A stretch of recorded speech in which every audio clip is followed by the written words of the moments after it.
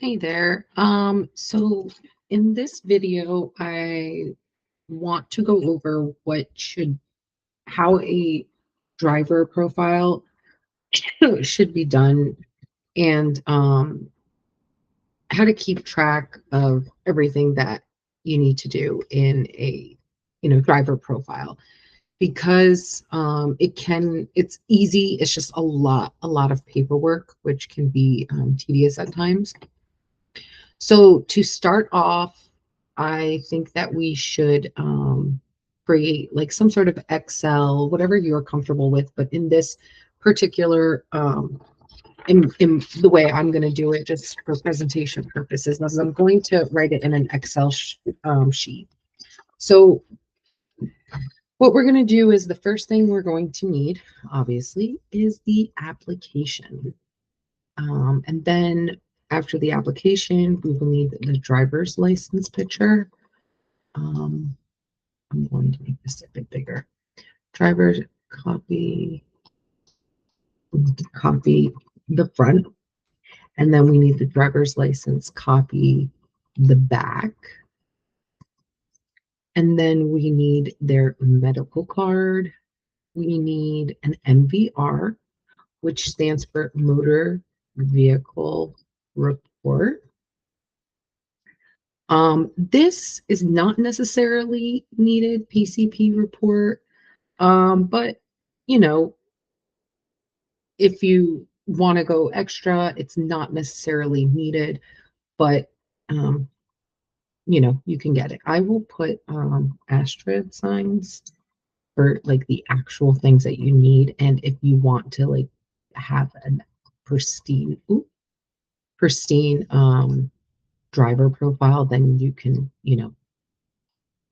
do the ones that are not extra as well. So medical card is definitely needed, and motor vehicle is definitely needed. A PCP report, just so you know, you need authorization from driver to be able to receive this. Motor vehicle report, some states do require you to get authorization from the driver. One that comes to mind is PA right now. You need to get clearinghouse consent. This is absolutely important. This is like the new regulation that they came up with last year. Then we have the pre-employment drug screening results.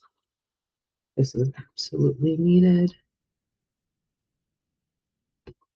And then we have, again, this is absolutely needed. Previous employer verification. I'm going to go over these in detail. I'm going to show you what we have. Again, medical card verification.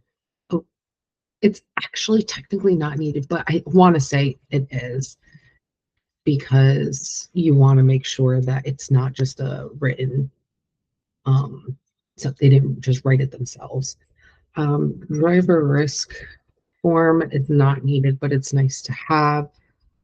This is definitely 7-day sheet.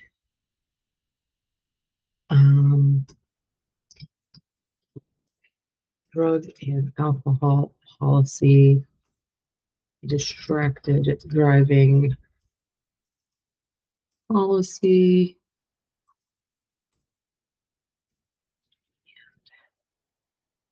I'm going to put company handbook.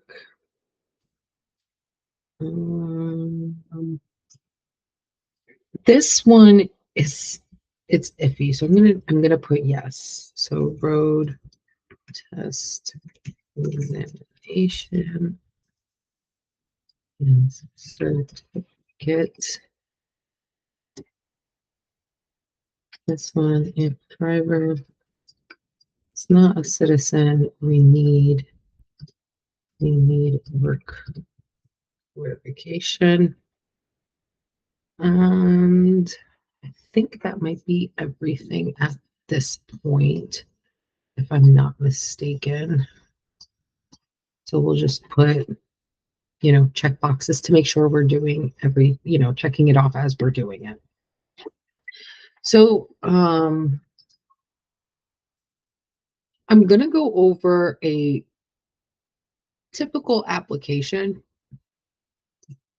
to kind of get you an idea of like what is actually needed in an application, why it is important, and like basically just go over that kind of stuff. And then we will go over the rest. Okay, I'm just trying to find my document on the other page. You could just give me a few seconds here. Should have had it really ready, but I noticed that when I'm prepared, for some reason, I get so many calls and then I get sidetracked. So I thought I just, on a whim, decide to just do the things and then see how it works out.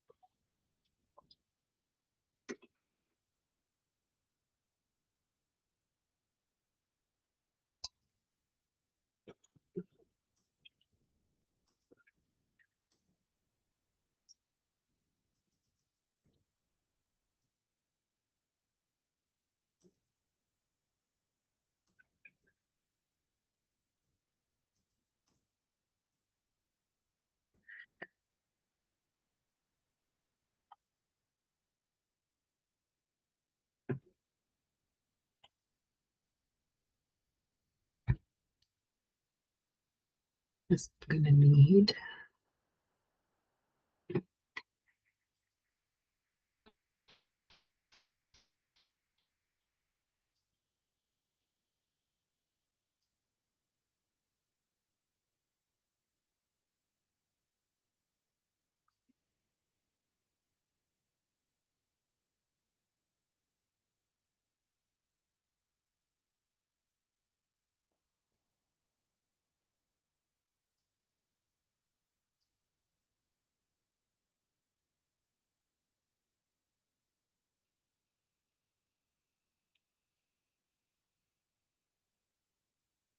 I am going to pause just for a second. I can do that. See, I don't really know how to pause this. Can we do that? Okay. I want to. Okay. I'll just probably edit this part out if I can, if I'm able to. Oops.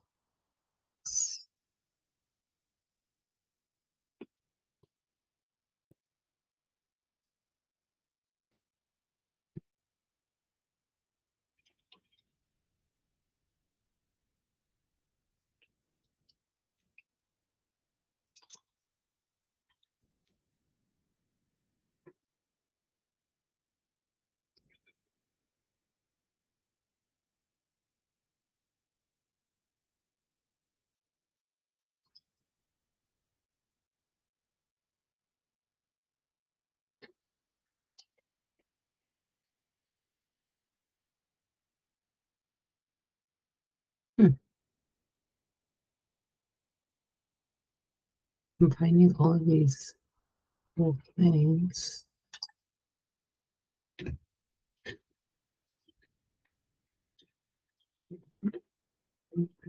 didn't even know I had, to be quite honest.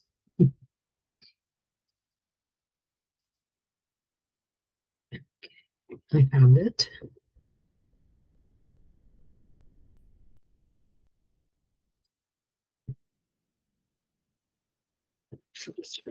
I'm just gonna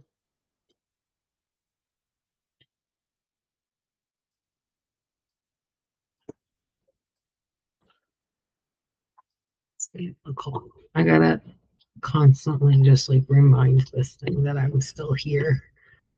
All right. Now that I've found the folder I was looking for, see if I can actually find.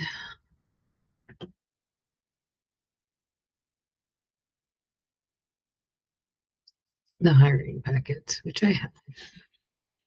All right, so this is what a standard CDL driver's application needs to look like. So on every single page, on this one it doesn't have it, but on every single page it should list the US DOT number and the company name. Why? Because they want to make sure that this isn't taken from somebody else's company, that it's all from, what you did to hire. So they want you to put your first and last name, standard, a previous 3 years residency. They want this. They want to know where you've been for 3 years, because some people can get a driver's license, let's just say in New York, and then they screw it up, get a bunch of tickets, this, that, and the other, and their New York license is suspended. They can go to a different state and then try to and get their license there. But then they would have like an address that could be their friends, it could be this, that, and the other, and then they never received mail regarding their renewal or regarding points and stuff like that. So as a business, you just need to make sure that they're following to the motor vehicle commission's standards to hold a license. Then you have the date of birth, social security number, phone number, and email for the applicant, and emergency contact. Emergency contact, it is mandatory. Why is it mandatory? These people are driving in your personal car. The risk of you getting into a car accident is very high. So if you're driving for a living, it's not guaranteed that you won't get into an accident. And if that person, your driver, your employee is in an accident, you want to, and they're unable to reach their family or contact their family, you want to be able to do that for them. So this is absolutely necessary, emergency contact. And driving experience, the type of equipment they used, did they haul it with a flatbed, a tank, a trailer, dry trailer, reefer trailer?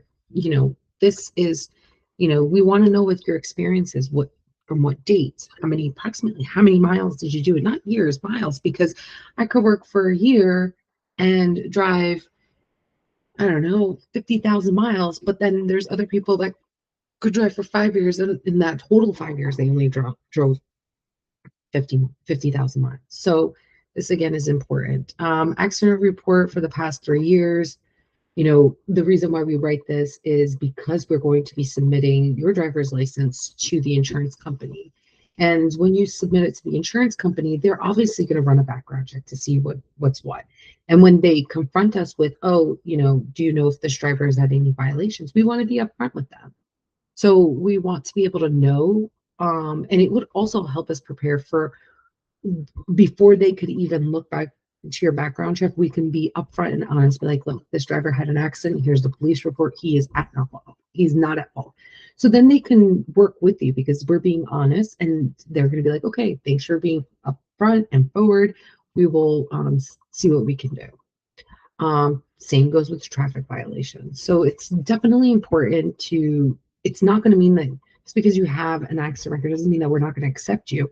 It just provides us a little bit more time to be able to go to the insurance company and be upfront with them, and then they would be able to offer us a better deal. And these are required questions. We want to know if you've ever been denied a driver's license, if your privileges were revoked for any reason, if you were convicted of a crime, if you were convicted of a felony, like any of these questions are important, because there is a lot of mandates to be able that we have to follow as a company. So we want to make sure that we're following them to the T. It's not fair if we hire you and you lie on this application, and then we find out in a week or two that, you failed your drug test at one of the companies. So then that leaves us in a predicament where we ended up wasting time and money getting you prepared to go on the road, and it's now you're adding A, B, and C steps to it. And then it comes to the point where we're like, well, you already wasted whatever, $200 of our money, our time. We're not going to put any more effort into it. But if you come to us and be like, hey, listen, I failed my drug screening at my previous employer. They started the SAP program and I need to continue it. Here's all the documentation that we have so far. And then we can move forward working together to make the process as quick as possible without wasting any time. So SAP program is another thing that we can go over in a different video because it is kind of complex and it takes a little bit longer. But let's just say in this video, this driver has no issues, you know, with his drug test requirements. This is just to make sure, again, to see if their license is in compliance. So we just want to make sure that you enter in your driver's license here, expiration date, type, so we can confirm that it is actually yours. Like you're telling us this is the driver's license, this is the truth. Previous employment record, we need 10 years, total of 10 years. I don't care if you worked at Dunkin' Donuts before you were a driver. I don't care if you were unemployed. You need to write that. You need 10 years history. Again, this is something FMCSA does look at when they're doing audits. So it is very important. I know it's annoying. Trust me, I deal with this all the time. I'll get blank things, or they'll just put a name and, you know, don't put the years that they worked in. Then I have to hunt them down. Where did you work before? You know, I don't care if it was CDL. You know, it's very important that they fill out at least 5. Even if it's unemployed, they just say unemployed for 5 years. You know what I mean? It's just that this is what they want. And then this gives us authority to be able to look. So this is signing that we could look at PCPs or NVRs. Like you are giving us the right to look at for those things. So that's giving us a signature. And then this part of the section, so this would be if they had a CDL job previously, we would need to have them fill this out. So this is them giving us permission to ask, okay, in this particular release to my pro, so we're CNN. So here you were releasing to the company, let's just say Faraway Land. So I worked at Faraway Land as a CDL driver. So I will give permission. So first name, last 4 social, date of birth. I hereby authorize my previous employer, Faraway Land, write the address, phone number, blah, blah, blah, and what dates you recall working for them. They should have, if you filled out an application properly, they should have the exact dates when they were hired, and they're releasing this information to us, CNN. And then the driver would sign the date. And then this part, section 2 and 3, this is the part that the other side, Faraway Land, would fill out to make sure that there's nothing that you're hiding from us.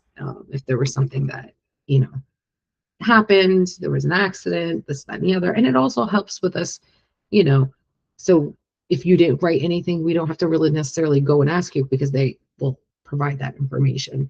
And then on this section 3 down here is for your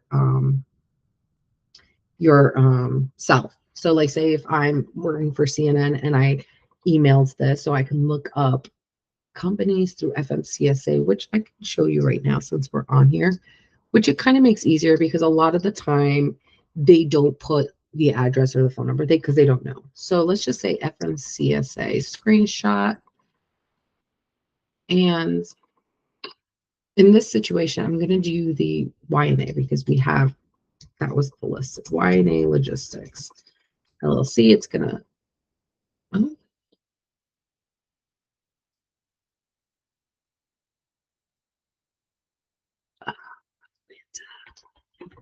tell me it isn't true. His site is down. Okay, here we go. All right, so you can find their information. That obviously here's the address, their phone number, but you can also get their email, you know, and obviously they're going to be using the email that's listed on the FMCSA because that's where they're getting most of their loads. So you go on, you know, oh, sorry, let me go back. So you click on this SMS result, and you go down and you see carrier registration details. Boom. You're going to find the information you need. They need to be answering emails from this one because this is where FMCSA is writing to them. So easy enough. You have the phone number, the address, if you need to mail it. So that's where it comes. Did you fax it? Did you mail it? Did you email it? And you write the date. So you have to try 3 times at least. And if you tried the 3 times and you don't hear a response, that is what you're going to write. That's what you're going to write. You're going to take a little note. Like I did it the 3 times, as you can see, and I haven't heard anything back. Done. If you did receive it, you write how you received it. Road test examination. So for road test examination, these are people that, they're newer. I would even do it for older drivers too, like drivers that they've been driving for 10 years. But what's nice is that if you do a roadside examination, they can do the basic things. This is you saying, I know this driver is able to do this. They're able to do a pre-trip inspection because these are things that they're going to have to deal with on the road. They know how to combine units. They know how to place the equipment in operation. They know where the emergency equipment is. They know how to pass in traffic with other vehicles, turning, braking, slowing down, backing up. You could add more things here too, but this is just the simple things. Can this driver that you are hiring, does he know how to do all these things? And if you have an experienced driver on your team, have them run, do a trial run with them for the day. If you're a CDL as an owner, a CDL driver, have them do it. This is not technically necessary, but it gives you a peace of mind that you are hiring somebody who knows what they're doing. Driver initial hours of document service, 7-day sheet. This is important because before I hire them, I want to make sure they're not over hours in their hours of service. You can only have a 60 or a 70 hour, 7 to 8 day logbook. You can't have a driver driving 20 hours a day. Again, hours of service will be another video that I will go over hours of service. But when you're hiring somebody, you want to know how their past 7 days have been. We want to know that. If you drove 10 hours yesterday, and then the day before you drove 10 hours, or let's just say you drove 10 hours each of these days, you might not be able to go on the road for me today. So we need to know. We need to know what's going on. So this is basically how the application is. So I'm going to say that we did the application. We properly filled out this application. Very important. Now we're going to obviously get the front and back of a driver's license. We want it eligible. We want to read it. We want to see what's going on. Do I need to show you what a driver's license looks like? I sure can. Let's see. I can pull up a driver's license for you.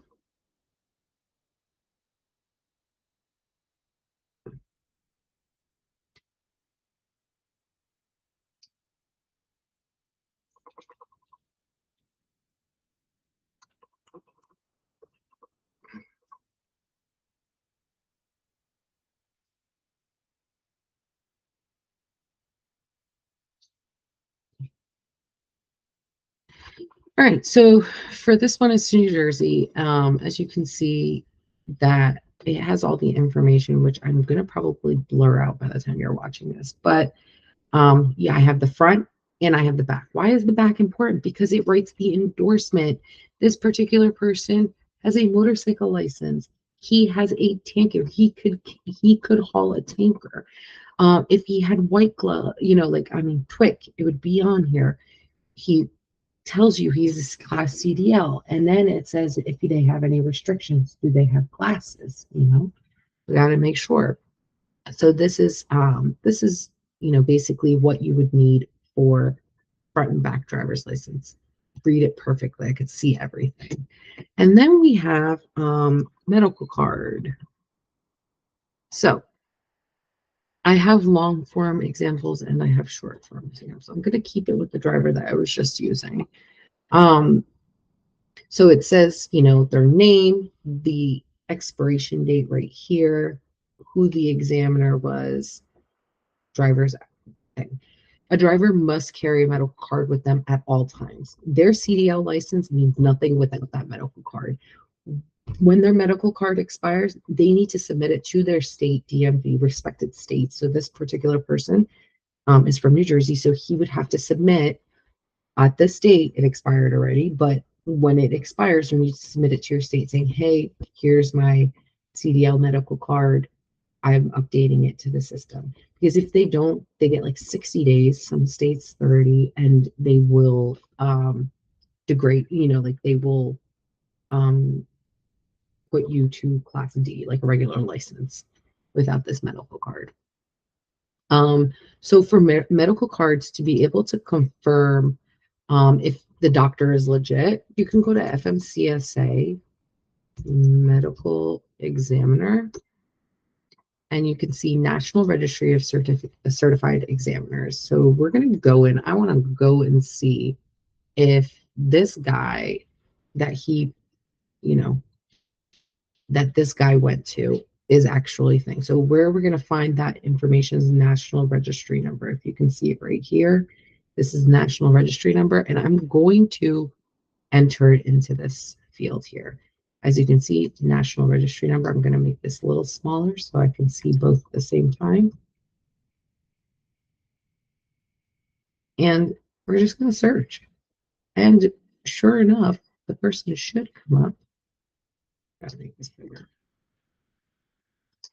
And we're going to just confirm. Is it the same person? Is this person Morena?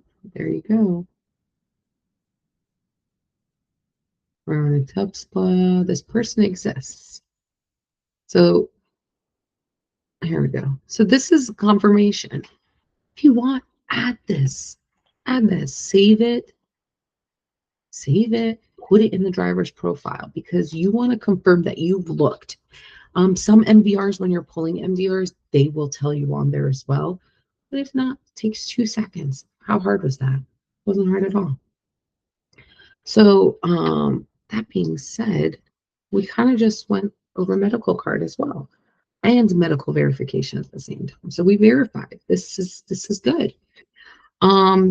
Let's do MVR reports. So I'm just going to pull up, I don't know who this is, but I'm going to blur out information that's, in this MVR, we see, this is their driving record. This one has no activity, no suspensions.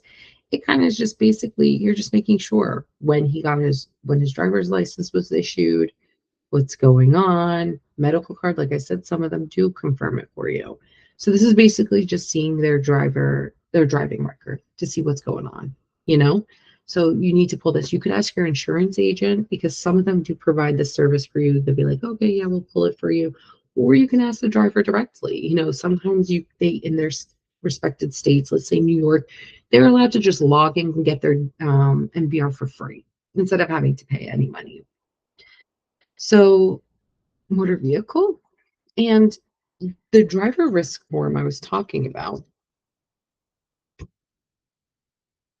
Let's see if I can find a blank one.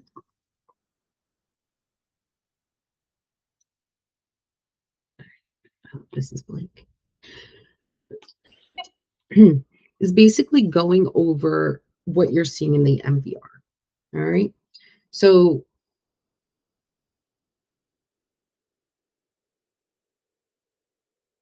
if we go off this person has a clean record. All right. So let's just say, okay, so we're going to do driver ABC. Today's date, 28th, 2024. And every driver applicant will be assigned a risk rating based off their MVR, PCP report, previous employer DA evaluation. So I'm going to, for this, I'm going to try to see if I have a driver that has both PCP and MVR in my list, and I do. And I'm going to do their driver risk off of this person. So this is the person's MVR right here. So we have all of this. Oh, and he has a violation, even better. So we can see what his risk is. So now the following 8 factors used to be assigned this thing. Years of experience as a professional driver. We can see When was this issued? The issue date is in 2019. If you notice, it will say here when it was issued. But if you send it to the insurance company, they somehow have like a really in-depth system, and they may be like, oh, well, he got it before that. So can you ask them for their license before that? But for this example, let's just say 2019. Okay, so it's been 5 years. So we're going to go back, and it's going to tell you for section 8 how many years of experience. 0 to 2 is 3 years. 4, 2 to 4 is 2.2. 4 plus is 1. So for this one, we're going to write 1 because he's been for 5 years, so that's 1. Now we're going to go to current age, B. So you can, again, check by the license. This person, do you see date of birth on here? Sometimes date of birth is, so I'm just going to use this driver that we have here. So I'm just going to, let's just say the driver is 47. So he is 31 and plus 1. So again, 1. Next one. So these are like if he's 22, because you have to be 21 to be able to get CDL license. So obviously they do it in sections. Letter C. Number of safety and moving violations in the past 3 years. Safety and moving violations. So we already know, we saw this on his MVR. He has a violation here, and it was unlawful use of high occupancy vehicle lane. So he was in the carpool lane, basically. And then we're going to look at inspections. He has no reported inspections, so he wasn't pulled over by the weigh station. So we're going to say 1. He has, 1 or more violations, and you're going to do what it says, 1 plus number of violations. So he has a 2. Oh, but wait, when did it happen? Because it's been past 3 years. So here we go. 2019 it happened. So we're going to delete it. He has 0 violations, so we're going to put 1. 0 violations because it happened before the 3 years, so it happened 5 years ago. No number of chargeable accidents in the past 3 years. None. So we have 1. We put number 1 because he has none. Again, this is an old MVR. You're supposed to rerun MVRs every year, but just for the sake of example, if we're using this guy. E, red flag violations in the past 2 years. He has none. So he gets 5. And say if he had 1, then you would, 5 plus 1. So it would be 6. Okay, and now we go to F.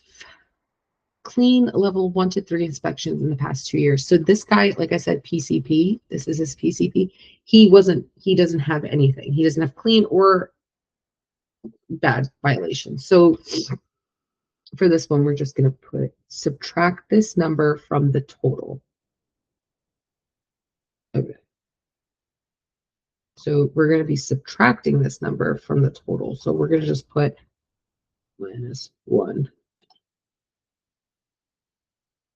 So basically, because we're going to subtract it from everything. G, previous employment, drug and alcohol violations past 3 years. So if there was drug and alcohol violations, they failed their drug test, you would need to write it in. This one, G, you're just putting 5 because he had 0. H, number of chargeable accidents in the past 3 years. Again, the one that he has on here, it's past the 3 years, so we're putting 0. 0.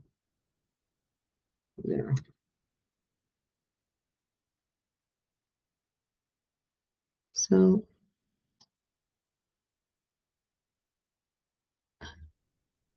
see, it says number of employers, and it says number of chargeable accidents in the past year. So I'm just going to put 0 because it's 2 different things, but this is the one that's important.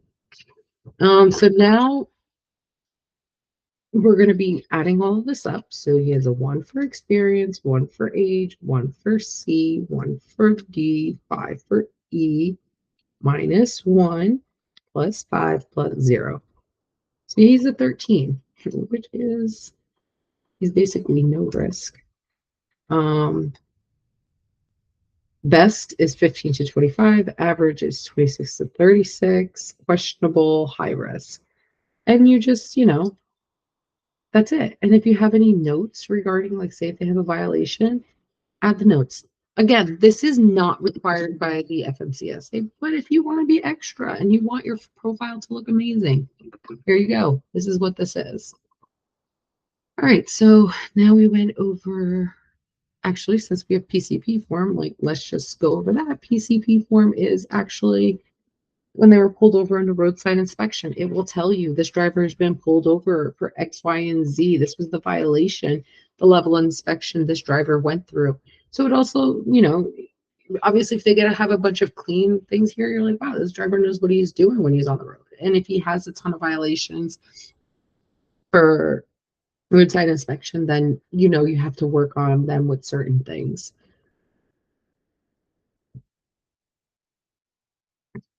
Pre-employment drug screening test. So let's go over that. You need to send your driver for a pre-employment drug screening test. There is no ifs or buts about it. You can work with a bunch of consortiums. There's a ton of them. And whoever you do pick for the consortium, you need to connect it with your clearinghouse.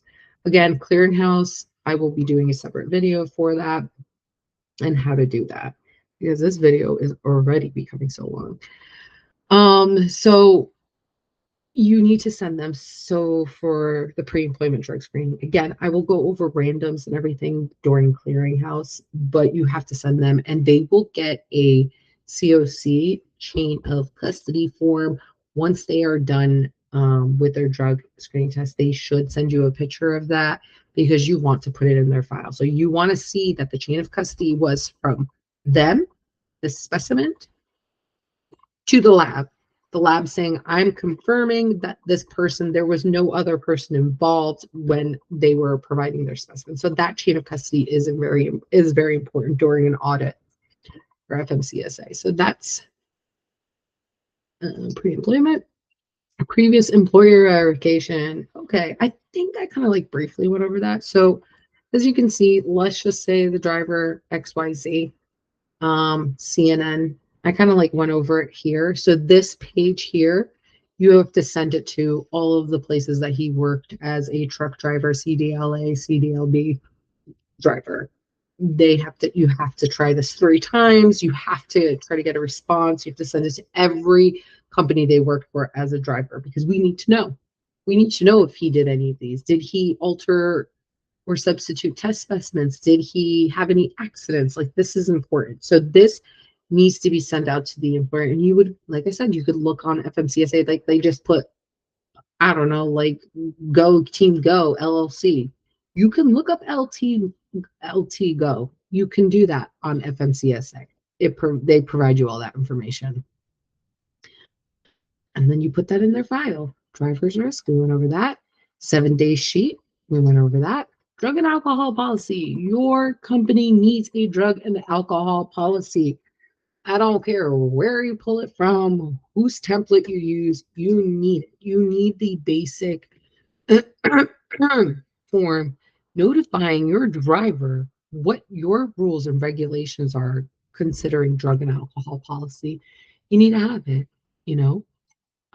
You could have a brochure, it could be included, this is what I don't want this, I need you to recognize that I don't want you having, any issues with this. So you need to provide it, have them sign a acknowledgement paper. I will include templates down the line that can be purchased, and you could go based off that to use, to have these forms. Distracted driving policy as well. Distracted driving policy. Why do we need this? We do not want your drivers distracted. They are driving huge trucks on the road. We don't want somebody on their phone driving next to 20 small cars on the highway. Like, that's dangerous. We need them to not be distracted. Again, I will hopefully in the future provide these driving policies, any type of training policies that you can provide for your driver. These are, this one's not necessarily needed, but it's helpful. It's helpful to your drivers to know like what they are doing and how they can improve it to be a driver, because that will eliminate accidents, eliminate tickets, violations, everything else. Company handbook, you need one. You need a company handbook that tells your drivers from A to Z what you expect from them, what to do in certain situations. Seatbelt policy, we want you to be wearing your seatbelts. Passenger policy, fuel cards, way station, log books. You know what I mean? You need to go over this, have a handbook, keep it in the truck, email it to them, you know, go over, have a training day to go over all of the expectations you have and have them sign it, have them acknowledge that they read this, that they went over this, because they should be held responsible. Um, Next, we have road test examination, which I went over that with you as well. And if a driver is not a citizen, they need to provide you with work verification. This is very important. And clearinghouse consent. So when you were doing the clearinghouse consent, once they approve it, you will just take a screenshot of that page saying that they approved it and there is no violations. Again, I will go over clearinghouse in one whole video for you. Keep all of these documents in one page. When you hire a driver in this particular template, it says the first day that they were hired. You can include a termination date on the bottom because we need to know when this driver was terminated. Okay. Hopefully this was informative and I was able to answer a lot of questions regarding what needs to be in a driver profile. And I guess that's it. I'll see you in the next video.